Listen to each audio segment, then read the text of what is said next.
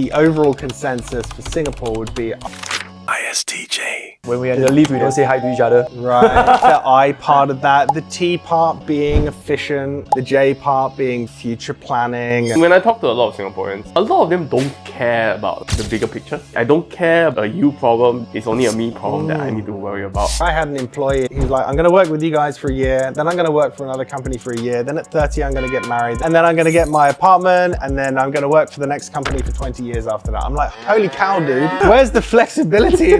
How do you feel, right, when people compare MBTI to horoscope? Wow, that's a big question straight on the off. Yeah. Do you know what's funny? Like, I have a friend who about 2 weeks ago approached me and said, do you want me to do your horoscope reading? And, you know, we talked about it briefly in the build up to this session. Right. And I was super open to it. So about 3 or 4 days ago, I sat down for an hour and he went through my entire horoscope. He took my birthday, he took my time of birth, where I'm from, the place I was born, and then spoke to me for an hour. Damn. But what do I think? I think MBTI has a bit more science behind it. I've got to say, I love the conversation that we had, right? Because he spoke to me about my personality and behaviors and things in my life that were important to me at this moment. And it really helped me kind of open up and have a kind of an interesting discussion and a bit self-reflective. Yeah. Do I believe in the horoscope, like, you know, the alignment of the planets as a technical analysis on how a personality is? No, not really. But I love the conversation. I think MBTI and a lot of the bigger profilings have better validity and data behind them that really move them away from horoscopes and into a bit more scientific fact. When I was in NTU studying my degree, and then we need to take electives, right? So I chose astronomy. Astronomy, yeah, because horoscope is astrology. Astrology, yes, right. exactly. So astronomy, right? It says that because after billions of years, right, maybe the Earth slowed down, and then back in the day, right, when people were like diagnosing the stars, like, okay, this is Cancer, right? It's no longer Cancer because the planet is slower. So maybe by July is already you're like missing 2 months already. So probably whatever you're seeing is like not really accurate as well. But I mean, it is cool, right? I was looking at the a few months ago, there was an alignment of like 6 planets were in alignment. And I mean, just these days with the apps, you can kind of have the app and then it will show you all the planets and you can see them all lined up. I mean, it's cool to see. Like, does that affect my personality? I'm not sure, but like it is fun. And a couple of weeks ago, there was also a smiley face in the sky as well. I don't know if you guys saw that. So it was 2 stars and like that, and it made a smiley face. And if you looked at the right time, you could really see it. And people will say some meaning about it. You know? Right, yeah, exactly. But it's a good day to buy some lottery. I think one other thing is that there's also a difference between like Western and Eastern astrology.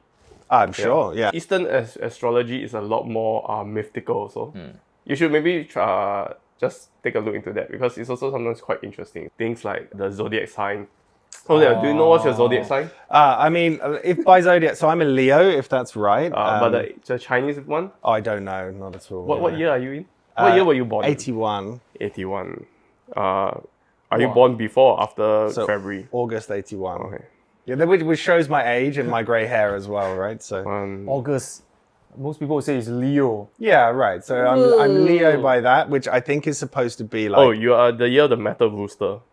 the what rooster? Metal rooster. Metal rooster. Yeah. Okay, does that have any meaning behind it specifically? The 5 elements, which is I think earth, wind, fire, metal, and Okay. water. Yeah. My parents really believe that, man. Affects like the temperament of the rooster. Right. Okay. And all roosters have like a specific temperament. Okay. It's like red, cow, tiger, you know, Yeah. the different animals, and then what element and etc. You know, all the pseudoscience. And there are some profilings that like go a little bit more around the elements as well. They're not so big or maybe not so well researched, but I can see people have taken that angle and tried to bring it into a slightly more scientific framework as well. Right. Other than MBTI, are there other like personality framework that exists? It's a really good There's question. like scientifically backed. So it's a really good question. The answer to it is there are literally hundreds of them online. Oh, shit. Of which only a few are probably, to an extent, fairly well researched. So the ones that you know, MBTI we're talking about today, I think DISC profiling is pretty well known. DISC. In the UK, you've got something called Belbin team roles, which looks much more about how we function as a team player when we're working. It's kind of very corporate based. But then you've got like, I don't know, Enneagram and epigenetics and like a whole bunch of other ones as well. Yeah, I've heard about anagrams. I don't get that. Yeah, and I don't know about all of them because there's too many to look at. But essentially, like if you ever do one, if it's something that's got a bit of research behind it, if it's fairly well known and popular, there's a good chance it's going to be okay. And then if you're that kind of detail-oriented person, you can dive into the data to see whether it's like got the validity and the reliability. And essentially, in I guess layman's terms, reliability means if I take it today and then I take it again in a month, I should get roughly the same outcome, right? If I get a completely different answer, then maybe it's not very reliable as a test. Yes. And then validity means more like the questions that it asks, is it actually related to the conclusions that they make? Right. So if it asks this question, is it directly connected to the conclusions afterwards?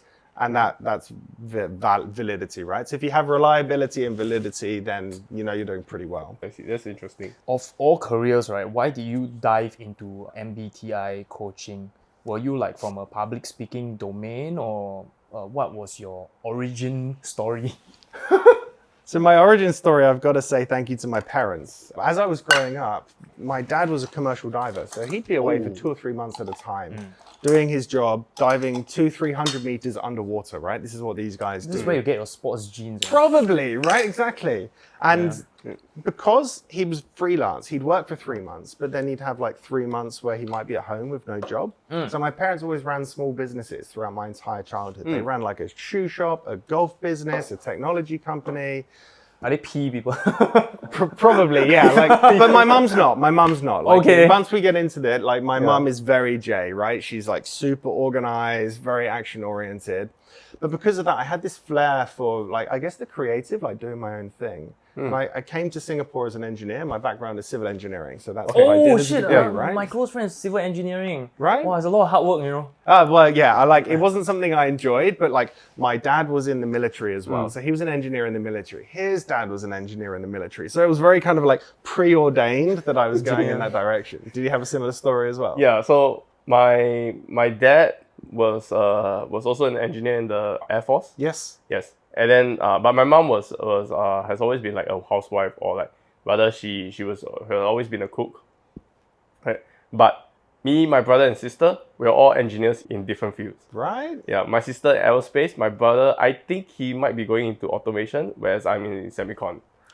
But it's what we see and we get exposed to as kids, right? Yeah, as kids, we mirror and we look up to what we see around us. And those parents, until we're about 11, our parents are like the primary influence in our lives. So it makes sense you see so many kids that go on to do something similar to their parents.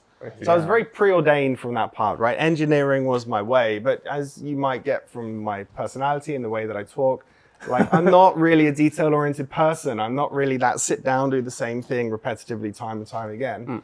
And then when my contract ended here, I wanted to run my own business. Like I had that flair, and I met my now wife at the time. And we actually started a boot camp in 2010, like an outdoor fitness boot camp in Singapore. 15 years ago. Yeah, so we've been here a while now. I didn't have any gray hair when I first arrived in Singapore. It's developed over time. Wow.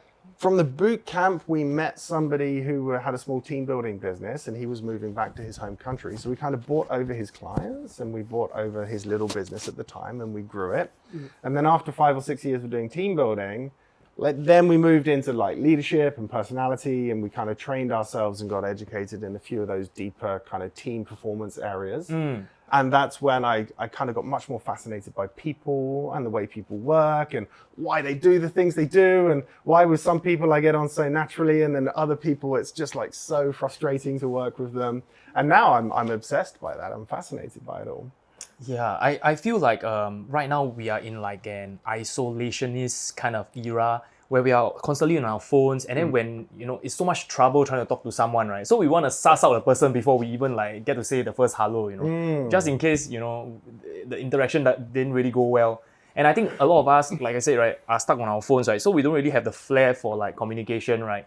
So it's really so difficult to kind of connect. Like I think people nowadays, like, right? Do you see that is like probably one of the case that there's this like rising interest in MBTI?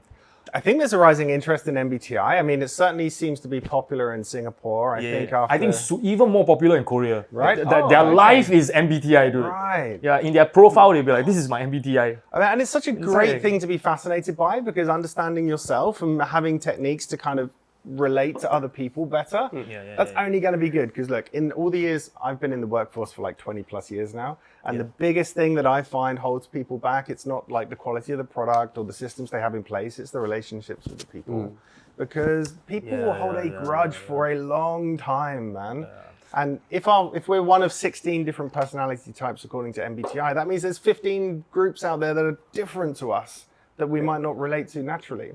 So having the ability to, or the tools to, you know, flex how we talk and communicate based on MBTI and knowing their style makes a big difference. Like also there's a very strong prevalence of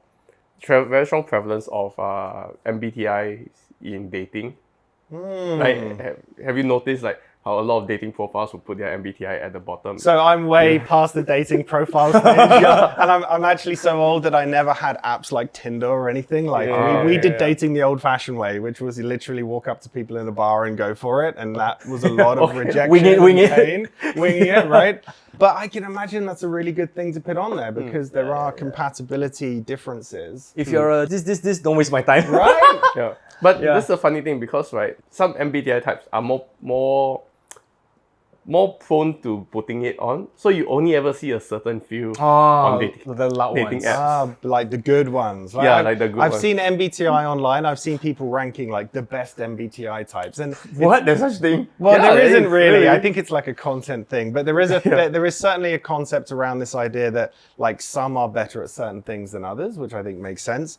But I've seen it online because I've been doing quite a lot of research into MBTI that you do have a lot of dating profiles, like why an ISTJ can never get along with an ENFP or something like that, right? And I think if someone's got a different type to you, you shouldn't. I think it's not a red flag. You know, I don't think you can rule somebody out just because they have a different type. But you might want to be aware that they will have different preferences. So before we go deep dive into MBTI, right, a little bit about like what kind of events your company hosts, because I think this is like within the kind of corporate sector where it is not really B2C, it's really more of B2B kind of stuff, right? Company to company kind of stuff. So what activities do you throw for companies and what kind of services do you provide to them? There's two things that we do predominantly speaking. One is like the classical experiential learning. So you can think activities like Amazing Race, Treasure Hunt if it's outdoors, or some kind of like indoor construction activity like a golf challenge where they build the golf course and then they get to play it themselves. So these are like get the teams together, give them a mission, give them a challenge, and then kind of let them loose and watch some of the interactions, see how they interrelate with their colleagues. And the idea is at the end, hopefully they have a bit of fun. Okay. Hopefully they get to do something different from the day-to-day routine. So you're building a bit of trust and rapport. And if you look at some of the information behind how you influence people, 40% of influence is trust. If somebody doesn't trust you, it doesn't matter how good you are at talking or the techniques that you use, they're not going to be influenced by you. As I'm older, I find this to be more and more true. Right? Yeah. Last time when I was young, everything is about technical. You know, I was like electrical electronics engineering in my NTU days, and it's like, how good can I make this? You know, how fast, how efficient? You know, by the end of the day, they believe someone that is like less competent because just trust. You know. Yeah, so trust is very important. And that's what we try and do. We try and build rapport and trust. And as you touched on before, you've got a lot of people that don't work in the office 5 days a week anymore. So they don't see each other very much. And there's only so much trust you can build over a video screen where you're not having those like classic quick chats in the office, those quick catch-ups on what's going on. So we kind of create space for people to do that. And then with some facilitation, we can debrief them about maybe what did they learn or what was an insight they had into themselves and perhaps what would they like to do differently. So that's like the activity side of what we do. But where me and my wife focus more now is kind of the leadership and development side of things. So this is like taking a team that might have a specific problem and then having a day together with them and working through tools and activities to help them get like deeper insights in how they can be a better performing team. Like corporate is all about performance. Basically, a company will hire you maybe once a year to create this like bonding day. And then you also give workshop to like maybe upper management. Most of whom I work with these days tends to be middle to senior management teams. A lot of times it's like the presidents or director level or CEO, like C-suite levels who we tend to work with from the leadership side of things. And this is fascinating because I get to jump into all different companies in all different industries and generally meet people that are incredibly intelligent, incredibly successful, but maybe there's something that's holding them back as a team. and we go in there and try and help them explore that and figure out what it is. Yes, it is very interesting. Okay, moving on, right? We are going to review our MBTI, and then he's going to tell us a little bit about ourselves, okay? Okay. So maybe, you know what? Why don't you start with yourself, right? What is your type, right? And how would you describe someone like you, like your four types? Yeah. Okay, so I'm ENFP, and I don't know if everybody... So many ENFP friends. Yeah. And I don't know how aware the audience is about the different types, so perhaps we can just jump into some... Back to basics, yeah. Right, yeah, exactly. Yeah. So MBTI is a way to essentially understand your personality in a view to helping you become the best version of yourself. Right? That's what you want to do. Know yourself so you can understand your strengths and your weaknesses, and then where you can make adjustments in your life. And secondarily, then how can you interact with people differently if you understand what their type as well. And typing has been around for thousands of years, right? It goes all the way back to Hippocrates. And Hippocrates is like pre the Common Era, like BC. Yes. And he kind of had 4 types. I think it was like phlegm and sanguine. And his essential thing was the liquids in the body affects the personality. Oh, the 4 right? humors: bowel, blood. I think bowel, phlegm, blood, and Go on. what was the last? Sanguine? No, not sanguine. Sanguine is the blood part, yeah. Blood, bowel, phlegm, and I can't remember what was the last one. Yeah, it's out there somewhere. So it's been around for a long time. And I think it's been really kind of, in the modern era, they've distilled it down into something that's a little bit more scientific, but it's definitely not new. What was your question, actually? I feel like So what is your type, and then how would you describe yourself? And like the MBTI, there's like 4 letters, right? Right. You want to bring it back to basics for our audience. Yeah, so the 4 letters, you're essentially looking at introversion versus extroversion. That's the first one, right? And I think a lot of people is very familiar with that. I think so, right? Yeah. That's the main one. And this is typically like, at the end of the day, how do you get your energy back, right? Do you like to socialize and meet people, or do you need that quiet time in front of Netflix or your book or whatever it is? I like right? you say how you get your energy back, because it's not how you act. Yes. Right. Yes. Yeah. This guy is an introvert, by the way. Yeah. So it's like, but he likes to talk to people. So it's like different. Yeah, there's a difference. I think that's the misconception, that Yeah, introverts exactly. don't like to hang out and can't hold conversations. It's not true at all. Yeah. They tend to have a smaller select group of people. They can be super funny, super chatty in those groups. But at the end of the day, they often like to go back to maybe a quiet time, or maybe one person that they're comfortable with, and that allows them to get their energy. As an introvert, is that true? What do you think? It is actually. So I really enjoy, maybe not with very specific group, but I enjoy just meeting a lot of new people. I am very comfortable in social situations, but I do have to go home and like lock myself in my own room for like maybe a day afterwards. And then after that, I'll feel much better. So like I'll just spend time with my cat at home, you know, playing my games, doing my own stuff. And then once I've done that, I feel a lot better to go out for the rest of the day. So I feel both energized by meeting new people, and then I feel energized being alone. Not to say I feel happy meeting new people. At the same time, I feel energized when I come back home. Yeah. I think Simon Sinek puts it quite nicely. So he's a big corporate speaker as well. Motivational, always Right? on YouTube one, right? Yeah, exactly. This guy is You'll see spamming him- content, man. You'll see him a lot online, but he puts it like this. If you're an extrovert, you start the day with an empty wallet. And every conversation you have, you get a coin in your wallet, right? So I talk to you, I fill up my wallet. I talk to you, I fill up my wallet. So for me, at the end of the day, I'm happy to go out and meet more people because I just add more to my wallet, right? If you're an introvert, you start your wallet full of money at the beginning of the day. But for every conversation you have, it takes a little bit of money away from you. Yeah. And so as the day goes, your wallet gets emptier and emptier. And so then you want to go home and let your wallet recharge in a bit more of a quiet space. So I quite like that metaphor that he puts in. So first one, introversion versus extroversion. Yeah. Second one is So do you want to say it? I think T and P, thinking and perceiving. That's the third one. So we're looking at in- sensing and intuition is the second one. N or S, right? Yes, right. NOS. And this is all about how we gather information around the world, right? Right. So how do we see the world? So S is more sensing, as you would expect. They are more about their senses, right? What can they see, touch, feel, taste? They like, generally speaking, to have data presented to them. They're more likely to feel comfortable when they can physically interact with something. Your intuitors are, as you would expect, they're a lot more, they trust their gut a lot more in decisions. So Data's not so important to them. They don't need all the details. They just get a feeling of what's the right thing to do in the moment. And then they're happy to go with that feeling. So they tend to be much more like big picture rather than detail oriented. And maybe, I don't know, if you've got a kid and they come home and they look a bit unhappy, like a sensor would be like, what happened? Tell me, what was the thing? Where did it happen? And they'll kind of go into those details.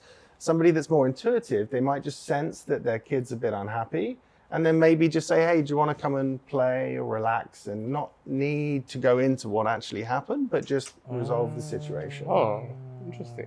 Yeah. So it's I always like thought it was the other way around. Think about the final outcome end. So they're much more future looking, right? So your intuitives, because they're big picture, they're happy to step into the future. Your sensors are much more present or past oriented. So for example, if a problem comes up, a sensor will quite often look to their past experiences and be like, oh, this happens in the past. I know how to deal with this. An intuitive doesn't really need, they can just get a feeling for what's going on and they'll just try something and be comfortable with it.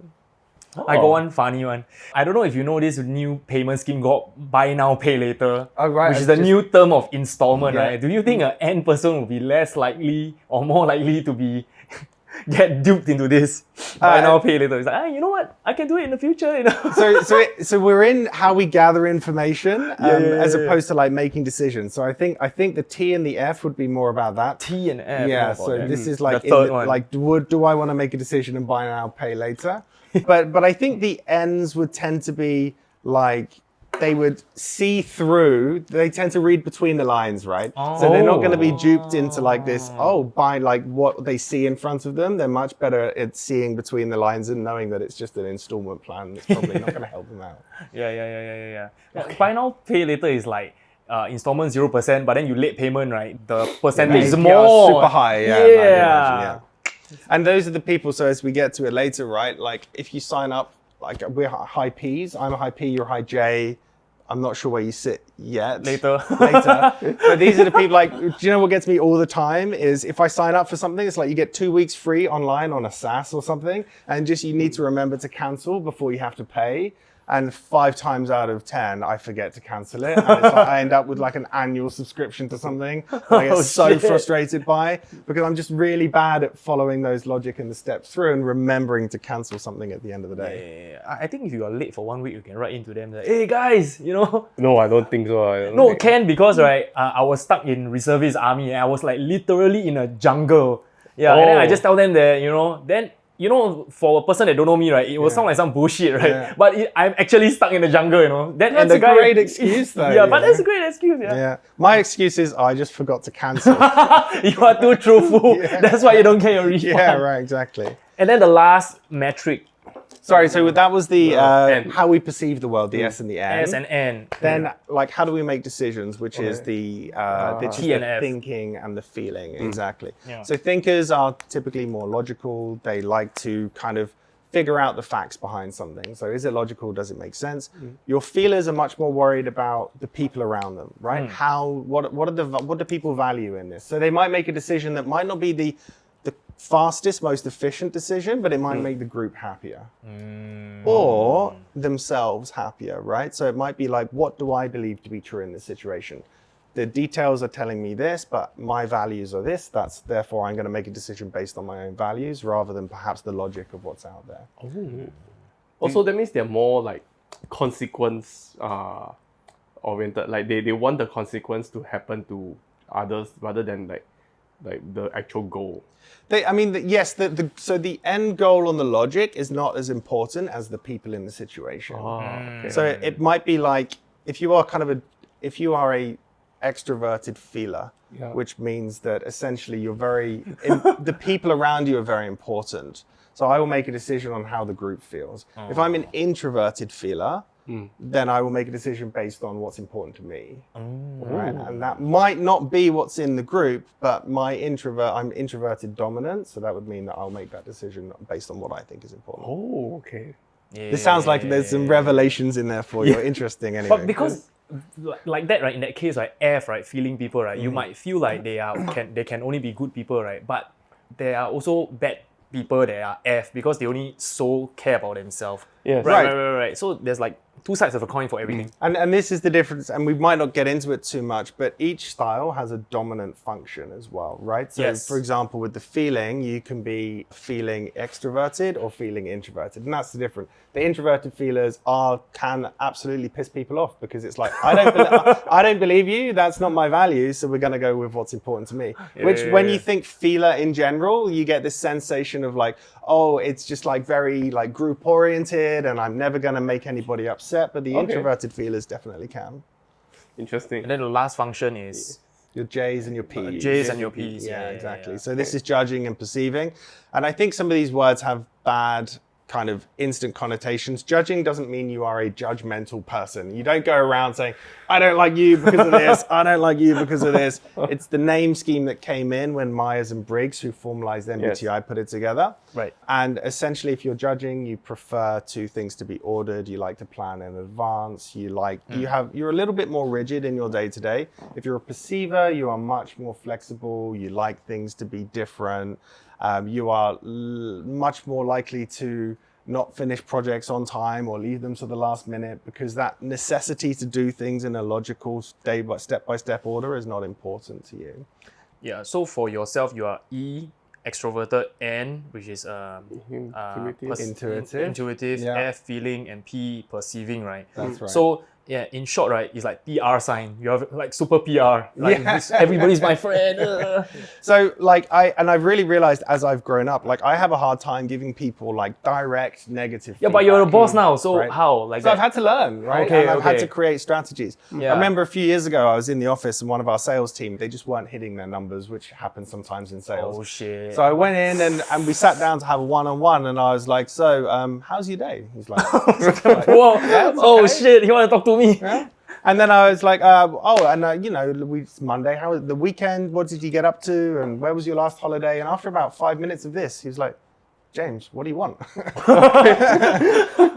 do you want I said, from me? oh, right. Yeah, well, I need to tell you that your numbers are not where they are and what Okay. can we do about it? Yeah. But for him, right, he's very direct and he just wants to know the facts of the matter. He doesn't need the feeling side. For his decision making, he needs the facts and the logic, right? So he was a T. I'm an F. I wanted to make sure he was okay, Right. give that classic feedback sandwich, something good, something not so good, something good at the end. Oh yeah, the feedback sandwich. Right? Yes. But he didn't need that. He just wanted the details. He wasn't going to take it personally, so he could then just go make a decision and change what he was That's the doing. best type of salespeople, man. Right? Yeah, exactly.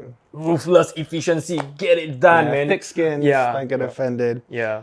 So for me, like I've actually battled with that. So it's great because I take the people into consideration when I'm making decisions. Yeah. But it's bad because I might become indecisive if you're going to get upset if I make a decision, and if I do it the other way, you're going to get upset. I'm going to upset somebody, right? Okay, so why don't you review your type and then So- I'll review my type. I'm a INTJ. Okay. Yes. Classic, possible Singaporean majority type as well, INTJ. We can go into that There's in a two, little bit right? later. Yeah. Yeah. So a lot of what you say is true because I'm introverted. I knew from when I was very young. So I've actually structured my entire life around that introversion and Wait, energy. how? I'm very curious. Yeah, I'd like to know as How? well. How? Oh, I was super curious about like why I couldn't make friends and stuff very well. Then I learned about like introversion, extroversion when I was like in secondary school. So from then on, right, I realized that I'm more introverted than extroverted. Oh shit, so I'm the chosen one. Yeah. What the fuck? One of the few that's let into the inner fold. So once I realized that, I realized that, wait, my social skills and introversion are two different things. So I spent a lot of time working on my social skills while trying to maintain my energy. Okay. Then the rest of my MBTI came from my poly days. I discovered that I was an INTJ. That was like 10 years ago. And even though I recently took the test, I'm still an INTJ no matter how I change.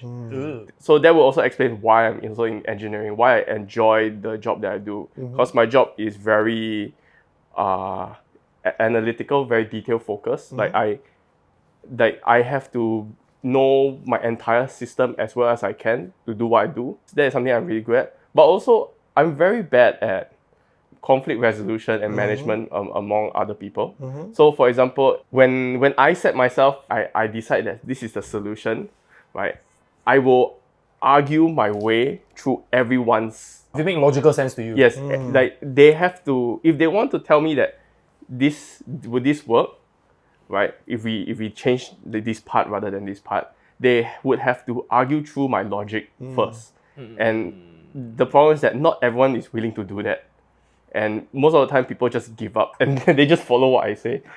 Well, it's because you've thought it through, right? The end part means that you've kind of distilled everything down, right? You've thought about it. You know, like what the outcome is.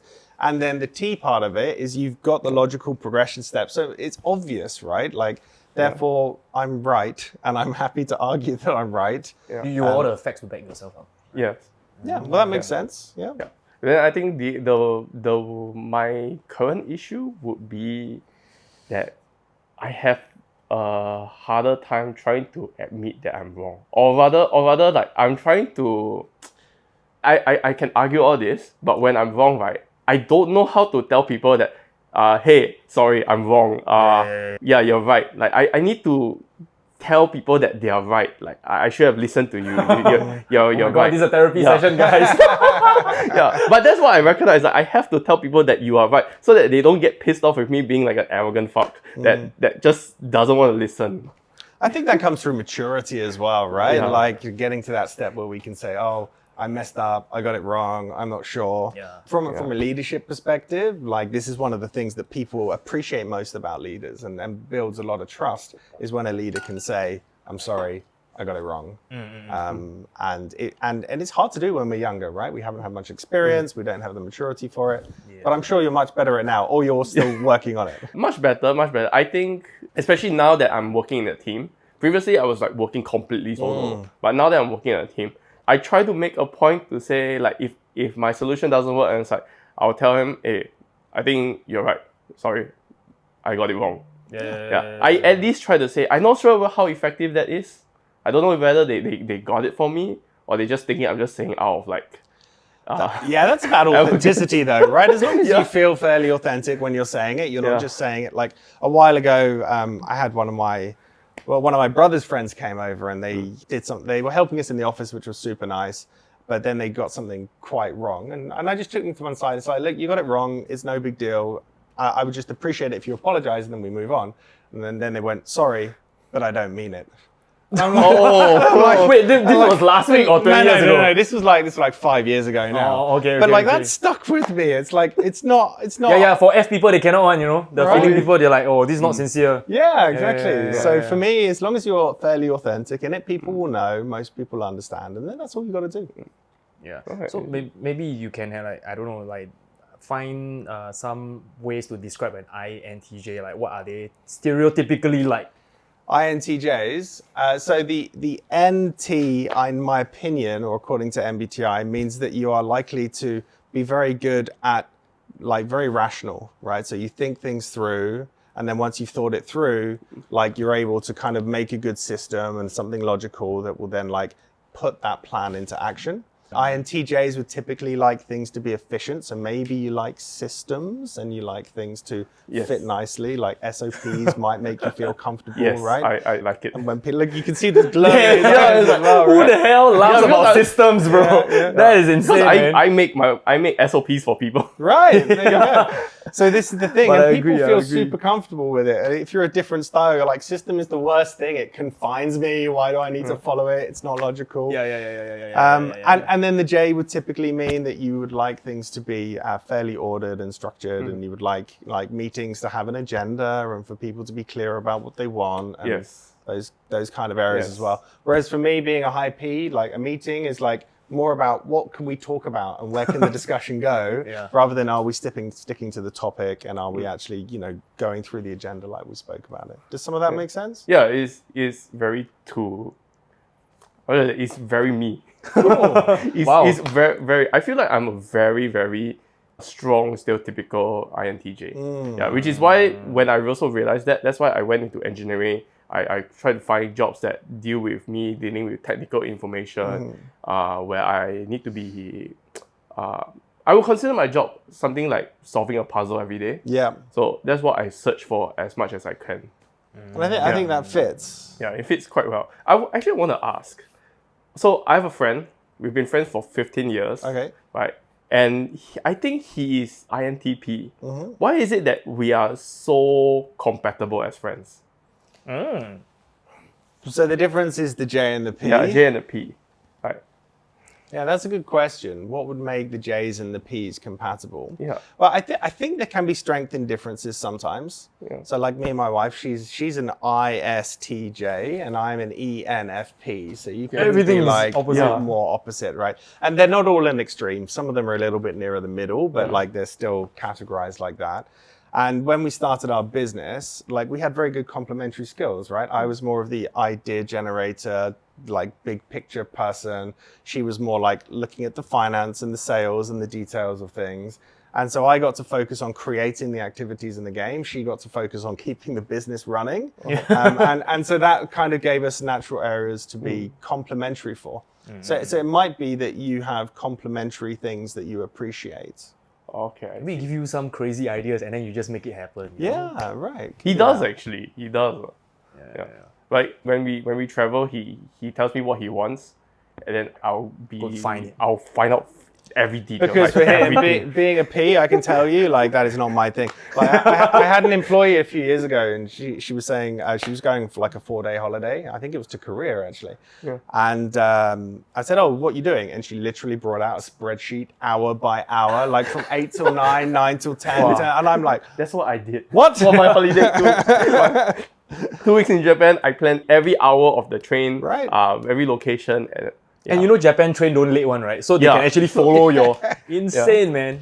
So that is my worst nightmare. Like I will have some kind of idea. Like I know broadly, like I want to go here and here, but I want the day to flow. And if I want to spend more time somewhere, but for her, and I guess for you, it's good to know that you're going to maximize your time. You're going to efficiently go from place to place and you're going to get to see everything you want to see. I might come back only seeing 1 out of 5 things that I wanted to go and do, but I also don't care either. But you're happy, you know, to do whatever you feel Exactly. at that moment. Well, yeah, actually that was great because right, I planned out everything, but during the actual trip itself, it was very much him deciding what we have 2 friends. Like I'm pretty sure both are P. Both of them were like milling around doing whatever they wanted. So we could stay in a location longer if we wanted. But I will always tell them like, if you want to stay here longer, we can't go other places. So I give them the decision, and they seem to be happy with that.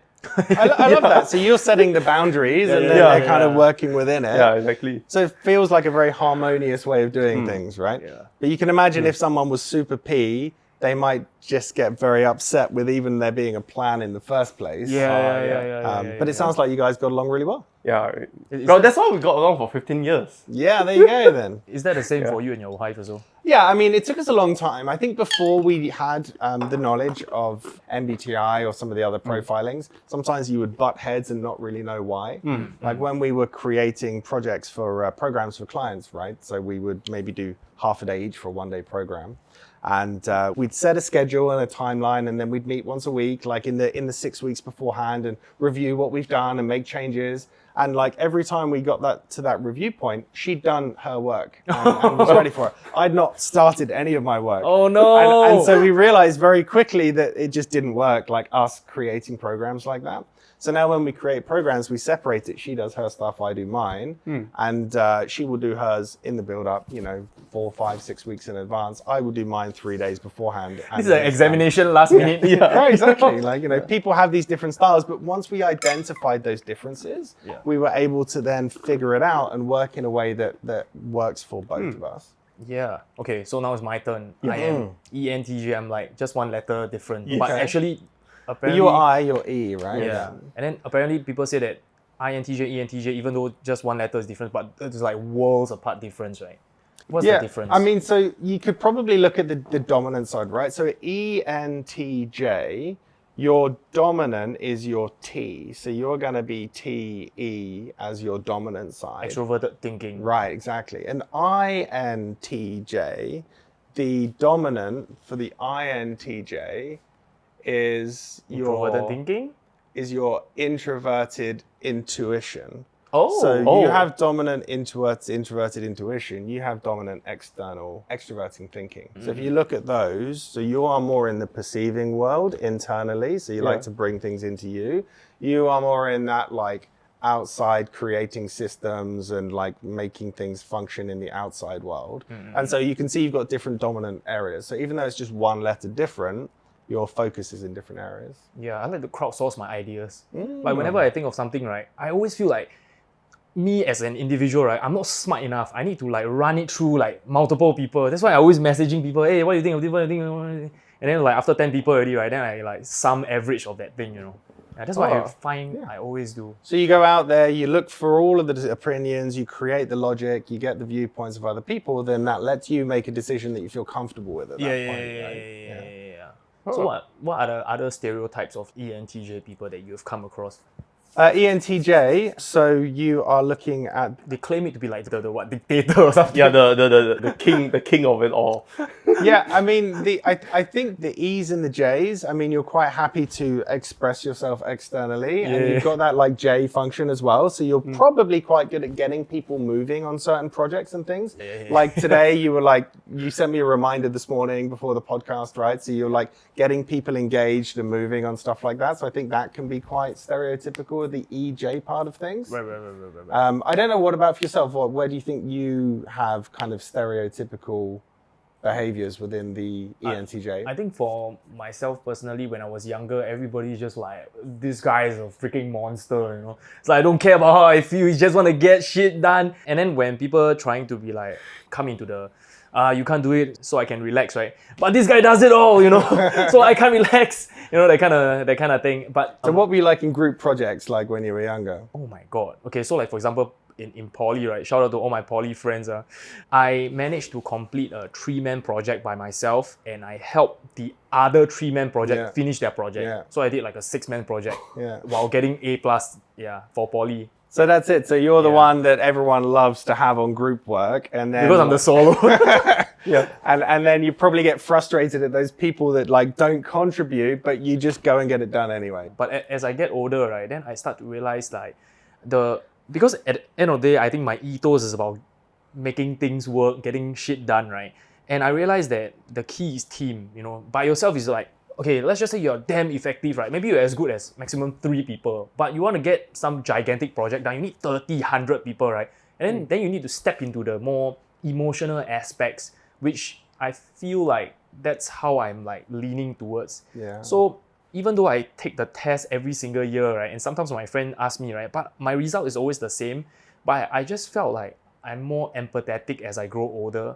Yeah. So this is a really nice thing to look at. So within MBTI, we talked about the dominant styles already, right? So you've got your 8 functions, right? You're introverted, extroverted.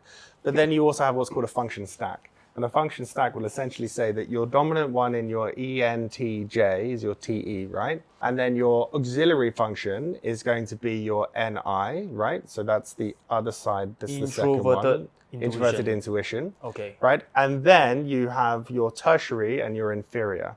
And your inferior is essentially the one that you're weakest at, the one that you find hardest. So for you, if you are TE as your dominant, your inferior would be introverted feeling. Introverted feeling, exactly. That means I say I don't tell people, oh shit, that's so me, man. And then as you mature, you will often be able to kind of control those weak areas better. So if you were the introverted feeling, you're now beginning to talk more about team, right? And you've come to the conclusion that the importance of team is more important. Whereas when you started your career, like as an extroverted thinker, you're just like, let's just get shit done. Right? But now as you mature, that inferior side of you is getting better. And that's probably why you'll find that you've got more thoughts around team and people than you had before. Does that kind of make sense? What's your introverted weak function is what? So it's the opposite of your dominant is your inferior function, right? Okay. So if your dominant is NI, then your inferior function would be ES. Extroverted sensing. Exactly. Extroverted sensing. That means you... Which is actually my issue because I can't... Not realistic. I'm not helpful to other people extrovertedly. I'm not very good at dealing with the rest of the group. Yeah, so it can be group. It's also the way you gather information. So if you're NI dominant, it tends to be you don't always need all the data, right? Because you just bring things down, you filter things down, and you make your own judgments of what's going on. Sure. But then extroverted sensing is more like, I need the detail, I need the data, I need that information. And then typically that would be your inferior, and it might not be too important to you. Okay. So essentially, I'm not looking at more information. You don't always need to gather more and more and more, right? Like not because you're the big picture Right. Yeah. So the N would be the big picture person, exactly. Oh, and okay. so what that means is sometimes it's like you'll go with your gut because you feel that it's the right thing without analyzing all the information. Oh, okay, I see. And then as you get older, you realize that through some of the mistakes I've made through just getting stuff moving, maybe it would have been better if I'd taken a bit more time to ask other people, like, oh, what's the facts? What's the data? What's the information? So that you're not just purely going off gut, you're going off gut and then you're backing it up with information afterwards. Oh, okay. Oh, interesting. So another one, right, that I got, right, is that is MBTI what you prefer to be or what you're naturally are? Because MBTI at the end of the day is you yourself answering 100 questions, right? Some people just want to be a certain type, right? So could there be an error in that sense when taking these kinds of tests? Yeah, very, very astute question. So absolutely, it's a self-perception. So how you answer it will be how your results come up. If you want to game the system, you can quite quickly. But there's also areas where you consider it like when to take the assessment. So I've done a lot of these through all the different ones over the last 10 years or so. And Jordan Peterson, so he's more on 12 rules of life, man. Right, so exactly. So he's more involved in the clinical psychology things. So they're more in like Ocean, which is the big 5. So they are trait-based as opposed to type-based. So MBTI is type-based. It gives you a type, right? Trait-based says on a scale of introversion to extroversion, maybe you're 80 out of 100, right? Okay. And then it will have openness to experience, maybe you're a 20. So they're two different systems, two different models. But what he says is whenever you sit down and you answer these questionnaires or these assessments, not only should you be fairly calm and not rushed, because that's going to change how you make your decisions, but he says you shouldn't even feel hungry, right? Because you might be hangry at that point, and then you're going to answer differently. So you want to be in as calm as a neutral state as possible. Your gut affect your mood. Right, your mood makes a big difference to how you answer. But then if you really want to, like, I want to be perceived as this, then that's going to skew your answers because maybe you think that's who I want to become at some point, but it's not who you are today. Right. But there are other tools out there that allow you to do more 360s. So like Belbin team roles, not only do you do a self-perception, but you send your assessment out to 6 other people, and then they will say what they think your style is. And then you get to look at what you believe compared to how other people see you. We should send the MBTI to our friends. Yeah. Let me cross-reference. Yeah, you can do it informally and send it out and say, do you think that's me? Like, do you see that in me? Totally. But yes, it is. It can be gamed if that's what you want to do. So what is like the top 5 types that people want to be, they aspire to be this? Oh man, I mean, that really depends on what job they're in and who they want to be, right? Like some people that are introverting, maybe when they grew up, they really felt they wanted to be that person that everyone gravitates towards and is the center of attention. And that's who I want to be. But it's very hard for that person to ever become that. And as you get older, you actually, well, I quite like just having a couple of friends, and I quite like going home and chilling in the evening, and you don't aspire to be that anymore. Right. So I think it can really depend on what's important to you in your life and who do you see as aspirational, right? Right. If you see Tony Robbins as somebody that's aspirational and he's very like outgoing and extroverting, then you might want to become that. But if it's not your natural style, it's going to be hard. Right. So they don't really, like, amongst the CEOs that you host, they don't really have a particular type that they want to be. I think there's some people that are going to be more natural leaders. I did do an assessment a while ago with a group of people. It wasn't for MBTI, but it was for Belbin team roles. And essentially, like, the dominant person in Belbin is called a shaper, right? So they're the ones that like whip the crack, get things moving, and they're a little bit more fact and task oriented rather than people oriented. And she felt at the time it was important that for her as a leader, she needed to have that profile. But everybody else in her group, when they did the 360, they saw her as a team worker, which is like the opposite. It's like, it's like the feeling person, right? And I tell you, for the next hour in this workshop, she was miserable because she felt like she'd really got mistyped. And it took her a while to come around to the fact that, look, you can be a leader in any capacity. Although I will say that, like, because of the job of a leader, they do tend to be more like T's, right? Decision makers. They tend to, like, maybe an NT, right? So more visionary. The higher up you get, the more visionary you get with things. But you can be a leader in any capacity. You just need to understand that MBTI is about preference. It's not just about you can only do this and you can't different do that. leadership styles, right? There's like campaigners, Yeah, right. So if you look at the 16 personalities type, they've got words for each of the different styles. Yeah. So on our phone call, right, you mentioned countries MBTI. That's something that blew my mind, you know. Like, okay, so like generally in Singapore, what would you say is like the country's MBTI and how it affects the people? Well, so like online, there's different studies that have been done, and they have kind of global population data now, a lot of these. So Myers-Briggs themselves, they don't release too much, but they do some internal studies. And then 16 Personalities has data on like 600,000 people in Singapore alone, I think. Oh, that's like a lot of people. Really a lot of people that have taken it. And I think for me, like you can take all of this with a pinch of salt, right? Because it's just for fun. there is like the online stuff, like 16 Personalities. They acknowledge that there are certain types of people that are more likely to want to take an online assessment. Yes. This is a biasness in the data set where it's like certain types are more likely to figure out who they want or who they are. Whereas I think there are some types that are just perfectly happy with not knowing anything. Yeah, so I think it's like the ESTJs or something. They are more likely to want to go and take online tests. So you'll naturally have so you'll naturally have like a skew in that area. Yeah. And then MBTI have tried to do, like Myers-Briggs themselves have tried to do like a more sampling of the population. But even they say on their report that it shouldn't be used as typing the whole population. But if we're going to have a bit of fun, the overall consensus for Singapore would be ISTJ, which... Like what? Singaporeans being very realistic.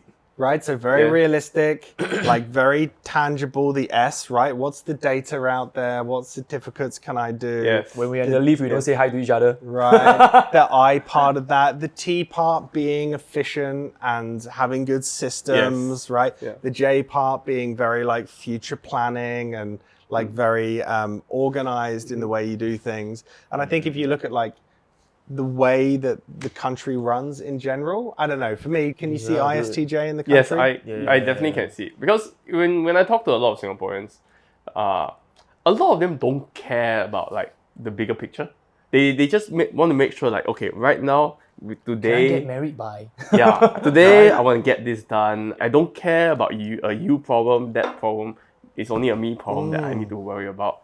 And they just want to do themselves. I don't know how to say. They want their own work in that day to be as fast as possible, as efficient as can. Right, so the efficiency and the planning thing. Like I had an employee again a few years ago, and he was like, I'm going to work with you guys for a year, then I'm going to work for another company for a year, then at 30 I'm going to get married, then I'm going to get my... just straight up, he just tell you. Yeah, and then I'm going to get my apartment, and then I'm going to work for the next company for 20 years after that. I'm like, holy cow, dude. Where's the flexibility in your life? Like go and see the world, spread out, do other things, you know. He was like 22 and his entire life was mapped up in front of him. I couldn't think of anything. He was very Singaporean. Yeah, you know what? That is absolute. Sounds legit, bro. Yeah. Which is fine. Like, look how successful Singapore is as well, right? So it's totally there. Yeah. And I think in the bigger picture, we talked briefly about like there's a focus on academics and certification and you know, going through a particular pathway. And the creativity in Singapore, I feel like, is beginning to blossom a little bit, right? But not yet. And not yet. Like you guys being musicians, I think you're in a smaller industry at the moment, but I feel like there's an undercurrent of change and that like creativity might become more important over the next 10 or 20 years or so. Because our founding father, right, Lee Kuan Yew, right, basically turned this country from third world fishing village into first world, right, within a generation. So obviously he had to instill a lot of logic and practicality, right, and like relentless grinding, right? Yeah, there wasn't time for people just to go and ain't nobody got time for that. Like, that's why when you see like the older generation, they feel like they're almost from a completely different country. Yeah. Like it seems like they live in a world that doesn't exist anymore. But now that you are first world, right, you have first world country problem, and to grow or maintain as first world country, right, should be different from how you grew from third world to first world, right? Different strategy, right? I think there can totally be a different strategy. I think whatever Singapore has done over the last 50 years has been incredible in terms of getting things done, but it has taken that kind of personality type, right? Yes. Structured, process-orientated, driven, focused, future planning. Would you say that the culture of Singapore tends to create this kind of people? Because when you see things like BTO and everything, like how our education system is mapped out all the way up to even family planning, like you get your uni, you get married, you get BTO, and then all that the government has planned out. Do you think it creates that sort of like S-type people more likely? My opinion is there's two things on this. Like, culture breeds culture. So when you've got a majority of people doing things, that is likely to maintain the way. In order to have a shift in culture, you need something like 15% of people to start doing things consistently differently. There's a book, and it's called Crossing the Chasm, and or this particular part is called Crossing the Chasm. And essentially, you've got the vast majority of people don't like change too much. And so they're going to wait and see if the change looks positive. So what you want to do is garner that first 15% of people around you. And then when you've got that 15%, people are like, oh, this looks interesting. And then the wider group, like, oh, maybe we'll shift as well. Oh. That's how we get people to our events, man. Yes. Also, this is really interesting because that might be how the general election might shift. And that might explain why Workers' Party is like holding their ground really well, because like they are the 15% of the rest of Singapore that's like holding on to stuff, and then people are looking at that 15% and like, actually the opposition's not that bad. Yeah, I think most people are like quite conservative, right? Yeah. Because like if they make a wrong decision, this is a loss on their end. Yeah, They're not so adventurous. So that's actually interesting. That's very interesting. So I think culture is certainly something that takes a while to change, and it takes very defined kind of a vision in order to change it in a specific direction. So that's the first part. I can't actually remember what the second part I was going to say to that was. But that's essential. That's key, man. Yeah, But it makes so much sense. Yeah, culture is critical. And I think it's the same whether it's like a small group of 10 friends or whether it's like a big group. Like a weird one I go to the onsen in Kallang Wave Mall quite a lot. I don't know if you've ever been. Onsen? There's an onsen in Singapore? Yeah. Damn, In Singapore, what the hell? Where is it again? In Kallang Wave Mall. Kallang Wave Isn't Mall. it just nearby? Yeah, it's the Yunomori onsen there. Yeah. Oh, damn. Yeah. So a shift in culture, and this is maybe getting a little bit kind of beyond, but the guys go in naked, right? Like that's how the guys do Standard. it. Yep. And then you have like a little towel, and sometimes people put it over their shoulder, or sometimes they use it to cover. But all the ladies, from when my wife went, she said the girls wear like the black disposable underwear and stuff when they go in. And that's a cultural difference. Like, why is one doing the other? So if more and more guys started wearing the black underpants once you hit like that 15 to 20%, there'd be more and more people wearing it, because that would be the shift in culture, right? So you need to get a number of people to shift. But like, why do the girls wear it and the guys don't? I don't know. I think it's because of NS. Like NS, you're too used to like having like showering with naked guys. Actually, I have a different perspective. I think onsen came from Japan, and it's like a very mob kind of yakuza kind of thing. And then they want to have a cordial meeting, so they want to make sure that they don't bring weapons. So they are all not wearing anything. Right, and this is like the tattoo thing, the Endo period type shit, Yeah. So culture can make a big difference. Yeah. So do you know like I don't know, like some other big countries like US or UK, what's the typical MBTI like? So I don't remember off the top of my head, but I from what I remember, like the US is more E in its overall expression. I agree with that.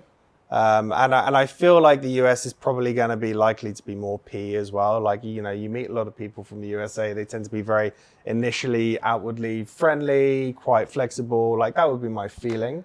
But maybe you can do a quick Google and see what comes up. I don't know. I just feel like Elon Musk, like a good representation of the USA, right? I think he's also quite P in that sense, like the way he starts project. But then the thing is, the way he go into such detail in his work also makes him a J. So it's like, you really cannot tell from More the outside, likely right? to be extroverted, observant, thinking, judging. So ESTJ. So ESTJ. Okay. All right. It doesn't say direct, it just says slightly more, slightly. Yep. Yeah. Makes sense.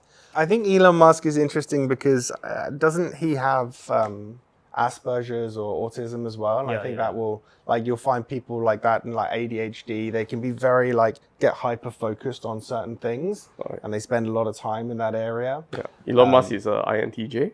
He's an INTJ.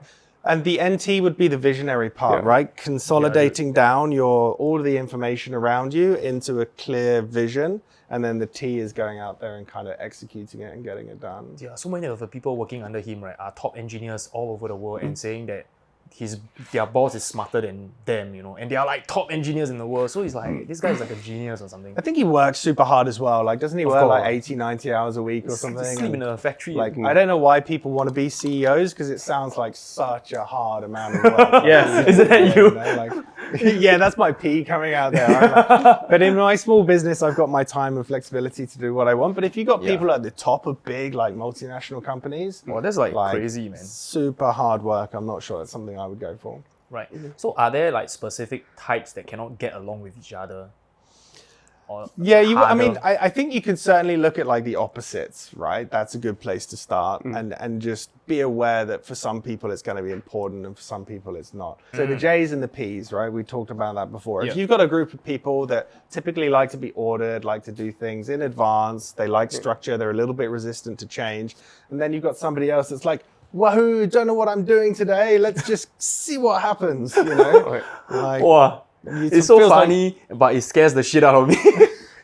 How about, okay, this might be this is a thought I have, which is that what if the exact same type, can the exact same type not get along well? Oh, maybe clashing. Like you Cause are two exact dominant type will clash really hard. So if two INTJs are in the team, I they're never just met going to another- argue like crazy. I to never each met other. another ENTJ, to be honest. So you can certainly have that aspect, Yeah. right? Like, and then it becomes more about ego than it does about like trying to solve the problem.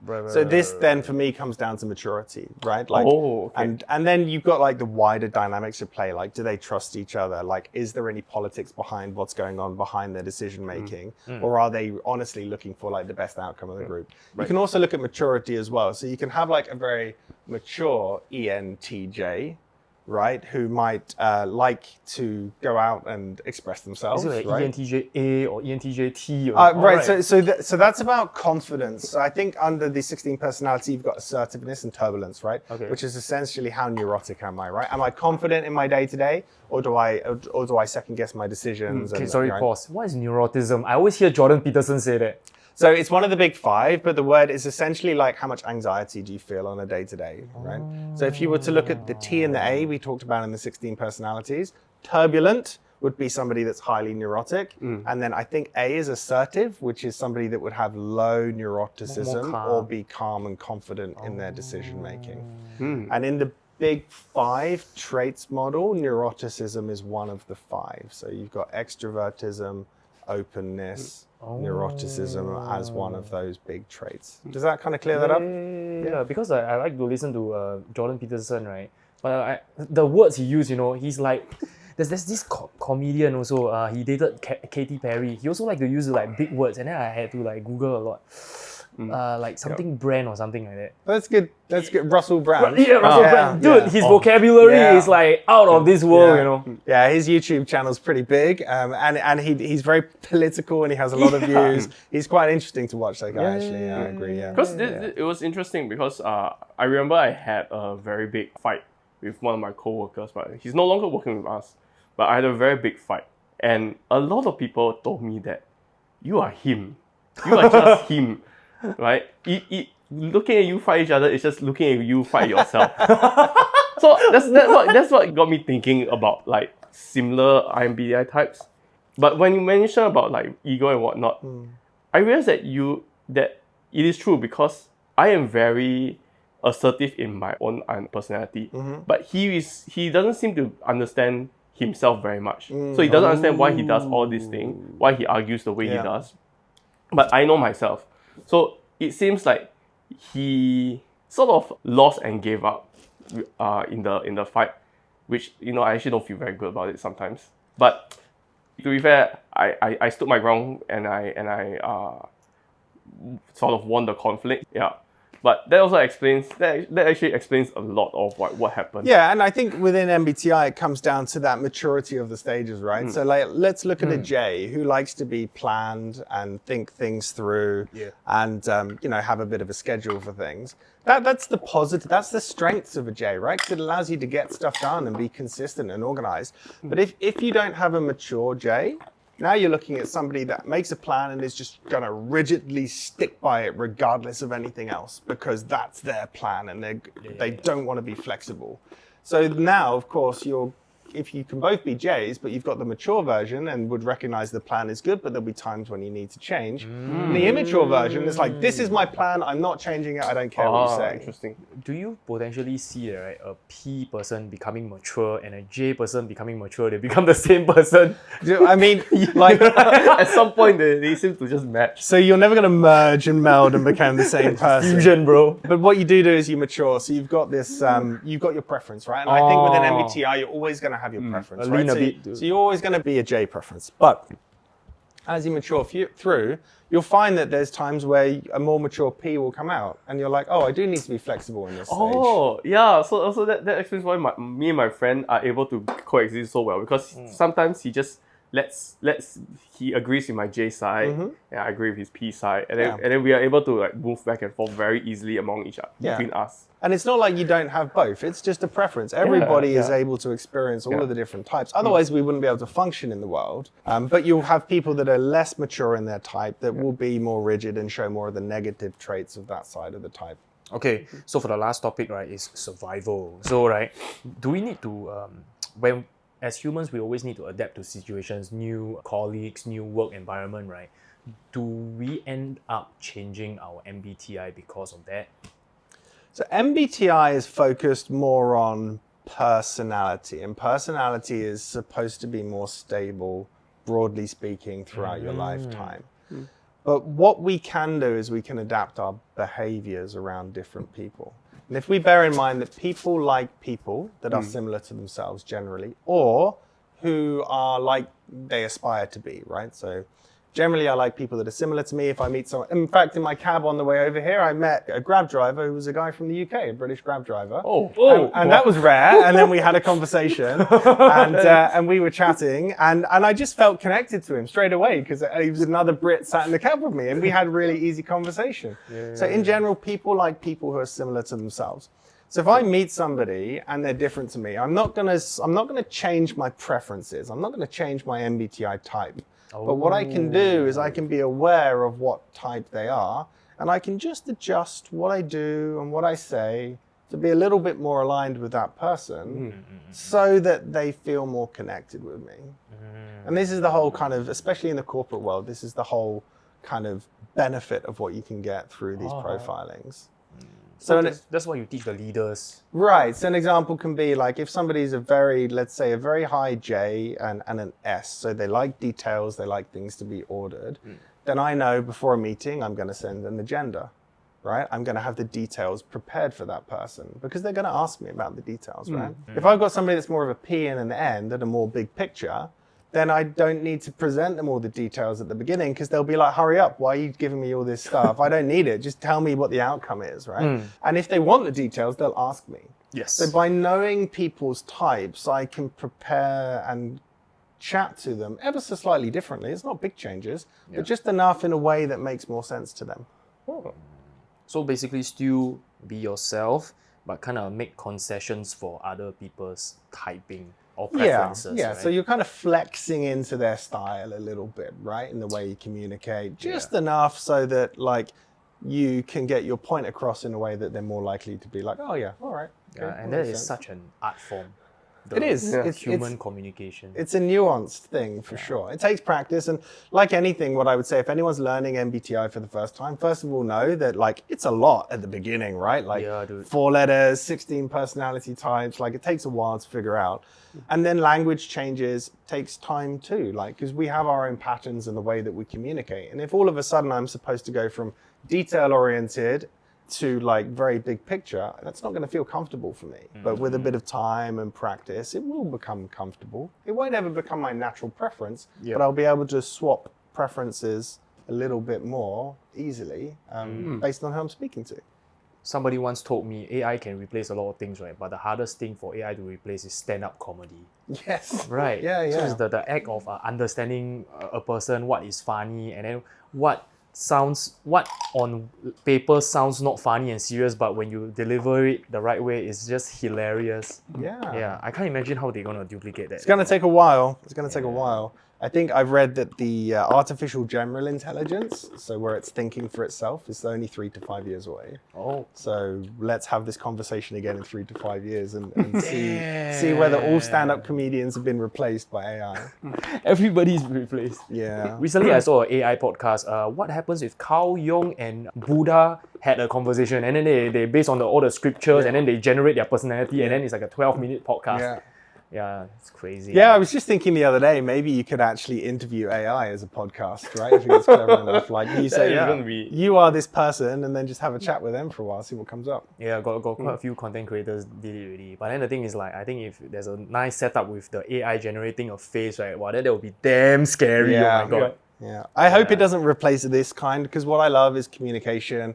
I love meeting people, having discussions. Yeah. And I think something that I really like to kind of grow through things like podcasts is the ability to disagree with people, but without taking offense, right? So this concept, we don't all have to have the same opinions, we don't all have to believe the same things, but we can have a conversation about it, we can discuss it, and we can still walk away as friends afterwards without things going the wrong way. And then, like, really last point, right? A little bit about your company and the things that you're gonna do next, right?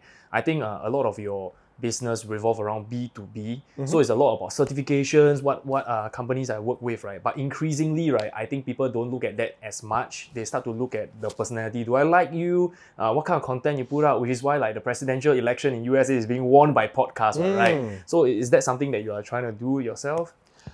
I really love this idea, like being an E, like I can talk all day, every day. And so over time, like what I'm looking to do as well is something like this, grow my own channel, create content, which I think is going to be interesting. It lets people out there that don't know me get a better impression of who I am and potentially how I can come in and work with their team. What I need is somebody like you or you to help on the planning and the execution and the consistency side of things. Time to come to the studio. Exactly. But yeah, I think it's an interesting space. I like it. And these days, for me, it's about building a community of people that all have similar interests and like to listen to what you have to say. Yeah, and is the channel going to be a Jambar channel or is it going to be a James channel? Everything, it will always connect back to Jambar. And at the same time, I think for personal branding, it's probably good to have your own channel for your own stuff. Yeah. But Jambar actually comes from James and Barbara. So Jambar. So everything always connects back to Jambar regardless. Yeah. Okay, great. I think that's all, right? Pleasure having you here today, right? I really enjoyed the conversation. Thank you, guys. Yeah. Thank you so much.